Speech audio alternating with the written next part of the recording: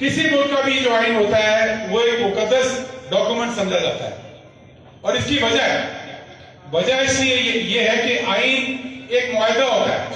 آئین یہ نہیں ہوتا کہ کوئی کاغذ کا ٹکڑا ہے جس کو آپ پھاڑ کر پھینک دیں، یہ ایک معاہدہ ہوتا ہے عوام اور ریاست کے درمیان، جہاں پر عوام کے اوپر کچھ ذمہ داریاں ڈالی جاتی ہیں کہ آپ نے قانون کی بالادستی کو ماننا ہے، آپ نے قانون اپنے ہاتھ میں نہیں لینا، آپ کی حفاظت ریاست کرے گی، لیکن آپ نے اس قانون کے دائرے میں رہ کر اپنی زندگی گزارنی ہے۔ یہ عوام کی ذمہ داریاں ہوتی ہیں، لیکن یہ ون وے ٹریفک نہیں ہوتی، اس میں ریاست کی بھی کچھ ذمہ داریاں ہوتی ہیں، اور ریاست کی ذمہ داری یہ ہوتی ہے کہ جو آئین کے اندر شکیں لکھی گئی ہیں جس کے تحت عوام اور ریاست کا معاہدہ ہوا ہے، ان شکوں کے اوپر ریاست بھی قائم رہے گی، اور ان شکوں کے اوپر ریاست اپنی ذمہ داری کو پورا کرے گی۔ تو آج میں یہ بتانا چاہتا ہوں کہ ہمارا ضلع اٹک اس وقت پنجاب کا سب سے پسماندہ ترین ضلع سمجھا جاتا ہے۔ لیسٹ ڈیولپڈ ڈسٹرکٹ کے اندر اٹک کا شمار ہوتا ہے۔ جب لسٹیں بنتی ہیں نا کہ کون سے ضلع ڈیولپڈ ہیں، کون سے لیس ڈیولپڈ ہیں، کون سے لیسٹ ڈیولپڈ ہیں، یعنی کہ سب سے کم ڈیولپڈ ہیں، ان میں اٹک کا شمار ہوتا ہے لیسٹ ڈیولپڈ ڈسٹرکٹس میں، LDC کہتے ہیں۔ لیکن یہ وہی ضلع ہے جو کہ اس ملک کو اور اس صوبے کو اور پاکستان کو سب سے زیادہ وسائل دے رہا ہے۔ اگر آپ میرے سے پہلے خان صاحب نے بات کی، زمین خان صاحب کے ایریا سے گیس نکلتی تھی ملک کا، تو پنجاب کے اندر اور پاکستان کے اندر سب سے پہلا جو کنواں ہے وہ کھوڑ میں کھودا گیا۔ پاکستان اس کو بنا ہی نہیں تھا 1915 کے اندر، تب سے وہ تیل نکال رہا ہے، اور پھر اس کے بعد 30-35 اور کنویں نکلے جہاں سے گیس بھی نکلتی ہے، تیل بھی نکلتا ہے۔ اسی طرح جس طرح میرے سے پہلے بتایا گیا کہ ہمارا وہ ضلع ہے جو کہ پنجاب کے اندر واحد ضلع ہے جہاں پر ہائیڈرو پاور پروجیکٹ لگا ہوا ہے۔ 2 اور بڑے پروجیکٹ ہیں، بنگلہ ڈیم، پرمیرا ڈیم، وہ KP میں آتے ہیں۔ پنجاب کے اندر صرف ایک ضلع ہے، اور وہ ضلع ہے اٹک۔ پھر ابھی خان صاحب مجھے بتا رہے تھے کہ یہاں سے سونا بھی نکل رہا ہے۔ یہاں پر میرے عبداللہ منصور گاؤں کے کچھ دوست آئے ہوئے ہیں، ان کو پتا ہوگا، حاجی شاہ والے بیٹھے ہوئے ہیں، کہ اٹک ضلع کے اندر زمین سے جو دریائے سندھ کی زمین ہے، جو اس کی تہ ہے، اس کے نیچے سے سونا نکالا جا رہا ہے۔ کھربوں اربوں روپے کا وہ سونا ہے، اور اس کے ٹھیکے بھی اربوں روپے کے ہوئے بھی ہیں۔ تو یہ سارے جب وسائل ہم دے رہے ہیں پاکستان کو، تو پھر ہمیں واپس کیا مل رہا ہے؟ کیا آئین میں کوئی ایسی شکیں موجود ہیں جہاں پر ہمیں واپس ملنے کے لیے کچھ لکھا گیا ہو؟ تو جب کہ ہم نے یہ چیز دیکھی، اور یہ مجھے کابینہ میں پتہ لگی کہ 2 ایسی شکیں ہیں، کیونکہ ہم نے کابینہ میں جب بیٹھ کے جب سامنے فائلیں آئیں، انہوں نے کہا جی کہ سندھ والے سوئی سدن گیس کمپنی کو ہم نے اتنے ارب روپے دینے ہیں۔ کیوں دے رہے ہیں؟ کیونکہ وہاں سے دیہات سے گیس نکلتی ہے، اور ہماری آئین کی شک ہے جس میں یہ لکھا ہوا ہے 158 شک ہے کہ اگر کسی جگہ سے گیس نکلتی ہے تو سب سے پہلے آپ نے اس گاؤں کو کیا گیس دینی ہے۔ تو جب وہ میں نے پڑھا تو میں نے کہا جی ہمارے تو اپنی گیس نکل رہی ہے، اور جب پتہ کرایا بھلے صاحب سے میں نے اس وقت رابطہ کیا، انہوں نے کہا جی اسی سے کدوں سے گیس دینے کا، ساڑھے کو تو کوئی گیس نہیں۔ اور جب اس کی فائلیں نکلوائی تو پتہ لگا کہ 35 ایسے دیہات ہیں ہمارے ضلع کے اندر جہاں سے گیس نکل رہی ہے، کئی دہائیوں سے نکل رہی ہے، تیل نکل رہا ہے، لیکن ان دیہات کو آج تک کوئی گیس فراہم نہیں کی گئی۔ ایک تو یہ زیادتی، اس وقت میں نے پھر اس پہ پارلیمنٹ میں بھی سپیچ کی۔ دوسری جو زیادتی وہ یہ ہوئی کہ آگے دوبارہ کابینہ کے اندر ایک فائل آئی، اور وہ فائل کیا تھی کہ پنجاب حکومت کو غازی بروتا کی رائلٹی کے بعد میں 80 ارب روپے دیے جا رہے تھے۔ ہماری کابینہ نے وہ فیصلہ کیا تھا۔ ادھر کابینہ میں بیٹھے میں نے سوال کیا کہ 80 ارب حکومت پاکستان کی پنجاب کو تو دے رہی ہے، لیکن जिस जिले के अंदर ये प्रोजेक्ट है गाजी बरोथा हाइड्रो पावर प्रोजेक्ट, जिसके तहत ये 80 अरब रुपया पंजाब को मिल रहा है, उस जिले को आप क्या कह रहे हैं? और वो चीज नेशनली रिपोर्ट भी हुई, लेकिन कोई जवाब नहीं था उसका। खैर, उसके बाद मैंने पार्लियामेंट में भी बात की, ये काबीना में भी बात की, प्राइम मिनिस्टर इमरान खान साहब को मैंने एक खत लिखा, उसके अंदर मैंने ये डिटेल भेजी और उनकी मेहरबानी की उन्होंने इस पर डायरेक्टिव इशू किए। उन्होंने दोनों चीजों पर डायरेक्टिव इशू कर दिए कि ये फौरन किया जाए। उन्होंने पहले चेक कराया कि भाई ये वाकई ये सच कह रहे हैं कि झूठ कह रहे हैं, और पता लगा कि सच्चाई हमारे साथ थी। उसके बाद डायरेक्टिव इशू हो गए प्राइम मिनिस्टर के कि फौरन ये काम दोनों किए जाए, लेकिन वो काम आज तक नहीं हुए।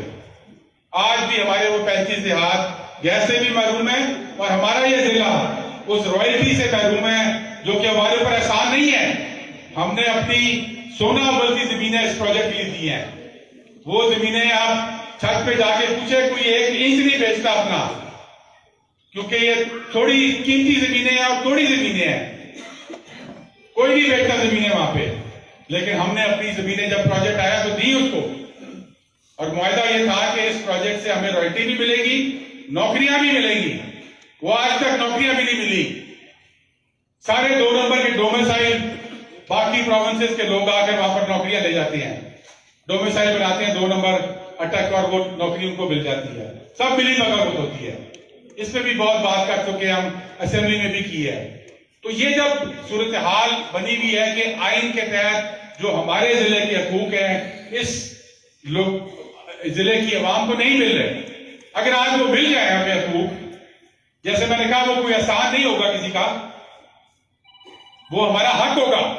अगर वो हक मिल जाए तो उसका क्या बनेगा? क्या 8 अरब रुपया 10% अगर रॉयल्टी मिलती है, जो कि केपी में मिल रही है। केपी के अंदर यही फार्मूला है, उसी फार्मूले को जितना आपने बताया कि 8 अरब रुपया उसकी आमदन है, उसका 80 अरब रुपया मैंने खान साहब को यही कहा कि बड़ा जबरदस्त उसी कैलकुलेशन की थी, क्योंकि 80 अरब रुपया सी देता थी पंजाब को, वो बनता है 10% 8 अरब का, और उसका आगे 10% अगर हमें मिल जाए रॉयल्टी तो वो 8 अरब बनती है। आप मुझे ये बताएं सारे कि अगर 8 अरब इस जिले में आ जाए, हमें ये तमाम जो MNA MPA बनते हैं लोग, मैं भी बना हूं MNA, और जाके कुछ करोड़ों के लिए जाके कभी प्राइम मिनिस्टर के तरले करो, कभी चीफ मिनिस्टर के तरले करो, और फिर बड़ी मुश्किल से वो फंड मिलते हैं कुछ करोड़ रुपए। तो हमारा जिले का तो ये हक है कि हमें 8 अरब रुपया दिया जाए, हर साल दिया जाए, और इंशाल्लाह हम लेंगे वो 8 अरब रुपया। तो इंशाल्लाह इस मकसद के लिए ये एक सियासत से बड़ा मकसद है, सियासत से बहुत बड़ा मकसद है, जिसमें अल्लाह ताला का मैं शुक्र अदा करता हूं कि उसने तौफीक भी दी और ये मौका भी दिया कि मैं अटक के अवाम के लिए इस मकसद के लिए खड़ा हो सकूं। और जैसे मैंने बताया, मैं आपके लिए पार्लियामेंट में भी खड़ा हुआ। ये जो कैबिनेट आपको एक वीडियो है, ये आज इंशाल्लाह सोशल मीडिया पे हम रिलीज कर देंगे। इसमें वो तकारीर है जो पार्लियामेंट में भी की, वो क्लिप्स हैं जो कैबिनेट के भी हैं, वो डायरेक्टिव्स हैं जो कि प्राइम मिनिस्टर ने जारी किए हैं, वो सब काम हो चुके हैं। अब अखीरला दरवाजा हमारा अदालत का रह गया है कि अदालत इस चीज की मुहाफिज होती है कि आइन की जो शिकें हैं उन पे अमल दरामद हो रहा है कि नहीं हो रहा।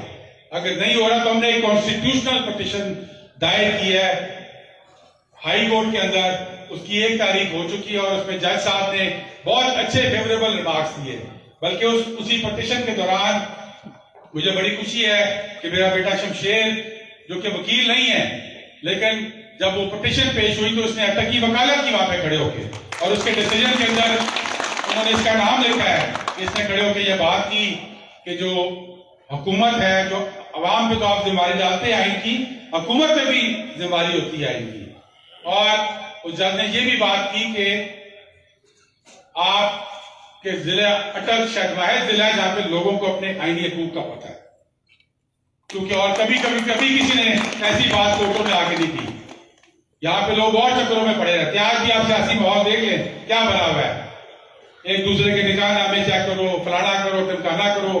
अवाम लोग ही मिलेगा ऐसे चौक, ठीका भी नहीं मिलेगा अवाम लोग, जिन्हें बयानी इस वेले चल रहे हैं عوام کو کچھ نہیں ملے گا. اس لیے میں سمجھتا ہوں کہ یہ وہ مقصد ہے جو کہ جس طرح میں نے کہا سیاست سے بڑا مقصد ہے, اور انشاءاللہ اس کے لیے ہم نے اپنا دروازہ کھٹکھٹایا ہوا ہے کورٹ کا, اور مجھے پورا یقین ہے کہ انشاءاللہ اللہ تعالیٰ اس ہمیں سپروو کرے گا, اور اگر یہاں سے نہیں ہوتا تو انشاءاللہ سپریم کورٹ جانا پڑا وہاں بھی جائیں گے انشاءاللہ, تاکہ آخر تک جا کے اپنا حق حاصل کر سکے. اور مجھے بڑی خوشی ابھی مجھے اطلاع ملی ہے کہ میں نے کل جا کے کچھ وکلاء سے بات کی تھی, اپنا بار جو ہے حسن عبدال کا جو بار ہے, تو حسن عبدال بار نے آج صبح ہماری اس آئینی پٹیشن کے حق میں ایک قرارداد منظور کر لی ہے, اور انشاءاللہ وہ اٹک بار کو بھی دیں گے تاکہ یہ تمام بار اور تمام سیاسی پارٹیاں, میں شکریہ ادا کرتا ہوں اشرف صاحب کا جنہوں نے یہاں پر بتایا کہ انشاءاللہ یہ پیپلز پارٹی کے اندر اس بات کو اٹھائیں گے اور پارٹی کو قائل کریں گے.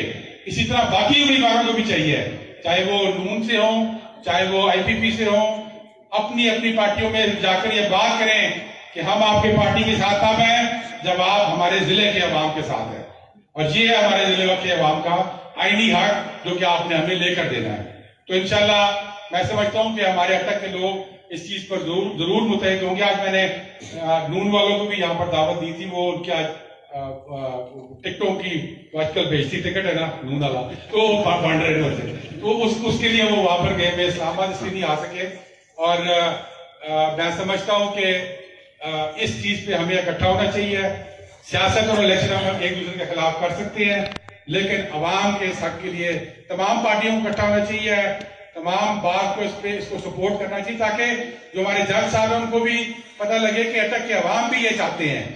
یہ صرف ایک شخص پٹیشن لے کر نہیں آ گیا, بلکہ اٹک کے عوام یہ چاہتے ہیں کہ ان کو یہ آئینی حق جو کہ ان کا آئین میں لکھا ہوا ہے ان کو ملے اور اپنے ڈور سٹیپ کے اوپر ملے. تو آخر میں آپ سب لوگوں کا بہت شکریہ ادا کرتا ہوں, اور میں سمجھتا ہوں کہ آج کل جو دور ہے اس کے اندر لوگ شکوے شکایتیں بہت کرتے ہیں, اور مشکل دور ہے, ہر انسان کے لیے مشکل ہے, خصوصاً ہمارے غریب لوگوں کے لیے مشکل ہے. اس لیے میں نے یہ پٹیشن میں یہ بھی لکھا ہے, میں نے کہا اگر آپ یہ ہمیں رائلٹی نہیں دے سکتے تو پھر ہمارے اٹک ضلع کے جتنے لوگ ہیں ان سب کی اسی مد میں بجلی سستی کر دیں, ان کے بلوں میں کمی کر دیں, تاکہ وہ جو ریونیو آپ کا ہے اس میں سے کٹ کر کے آ جائے.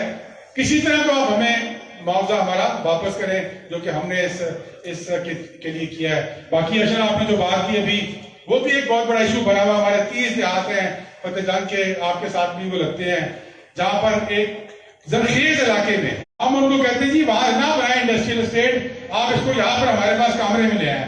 حکومت کی اپنی زمین پڑی ہوئی ہے, اس کے اندر آ کے وہ زمین ایکوائر ہوئی ہوئی ہے, ادھر بجائے ہاؤسنگ سوسائٹیاں بنانے کے آپ وہاں پہ انڈسٹریل اسٹیٹ بنا دیں, ہم اس کو سپورٹ کریں گے.